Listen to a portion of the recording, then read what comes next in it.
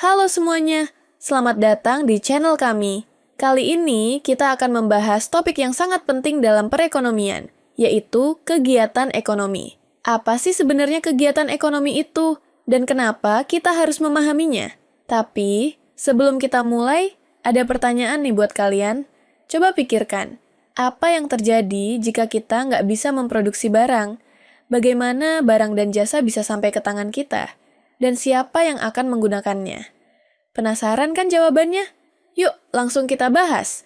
Bagian 1, apa itu produksi? Mari kita mulai dengan produksi. Apa sih produksi itu? Secara sederhana, produksi adalah kegiatan untuk menciptakan atau menambah nilai guna suatu barang atau jasa. Jadi, produksi itu bisa diartikan sebagai proses yang mengubah bahan mentah menjadi barang jadi yang siap digunakan. Misalnya, pembuatan roti. Bahan-bahan seperti tepung, air, dan ragi diolah menjadi roti yang siap dimakan.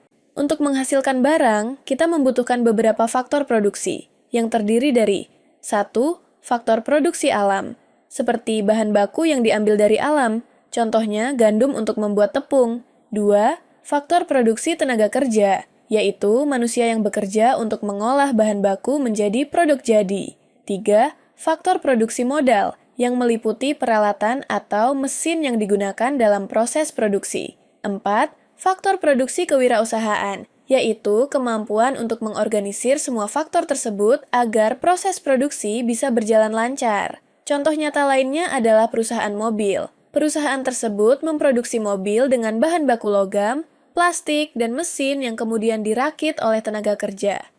Jadi, produksi melibatkan kombinasi berbagai faktor ini agar barang atau jasa yang dihasilkan dapat memenuhi kebutuhan konsumen. Bagian 2. Apa itu distribusi? Setelah barang diproduksi, apa yang terjadi selanjutnya? Barang tersebut harus sampai ke tangan konsumen. Nah, itulah yang disebut dengan distribusi. Distribusi adalah kegiatan yang menghubungkan barang atau jasa dari produsen ke konsumen.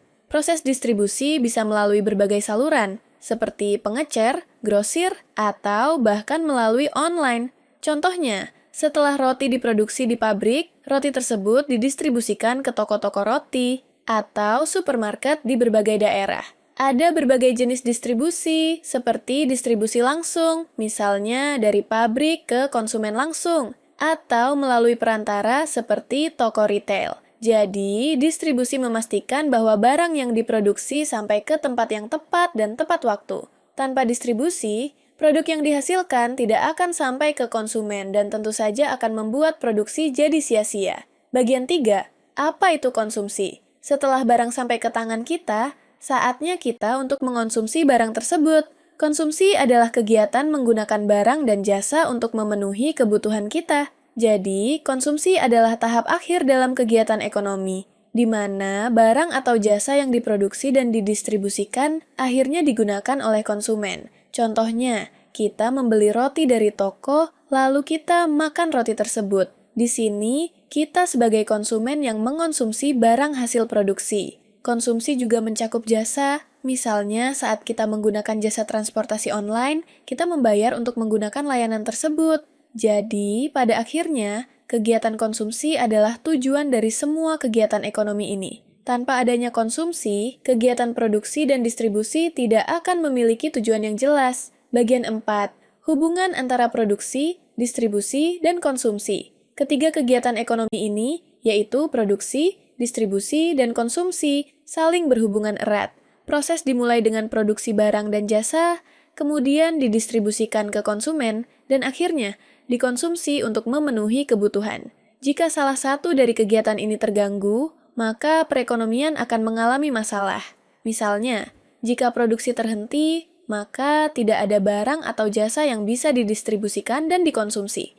Contoh lainnya adalah, selama pandemi, banyak sektor produksi yang terganggu, sehingga distribusi barang pun terhambat, dan akhirnya menyebabkan kelangkaan barang di pasaran. Ini menunjukkan betapa pentingnya keseimbangan antara ketiga kegiatan ekonomi ini. Bagian 5, pentingnya kegiatan ekonomi. Sekarang, kalian pasti bertanya-tanya, kenapa sih kita harus memahami kegiatan ekonomi ini? Jawabannya simpel. Dengan memahami bagaimana produksi, distribusi, dan konsumsi berjalan, kita bisa lebih bijak dalam berbelanja, memilih produk, bahkan bisa memahami kenapa harga barang bisa naik atau turun.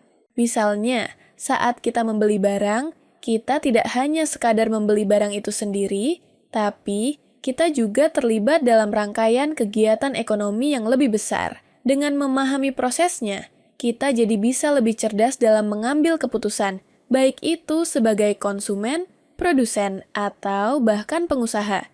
Jadi, itulah penjelasan singkat tentang produksi, distribusi, dan konsumsi dalam kegiatan ekonomi.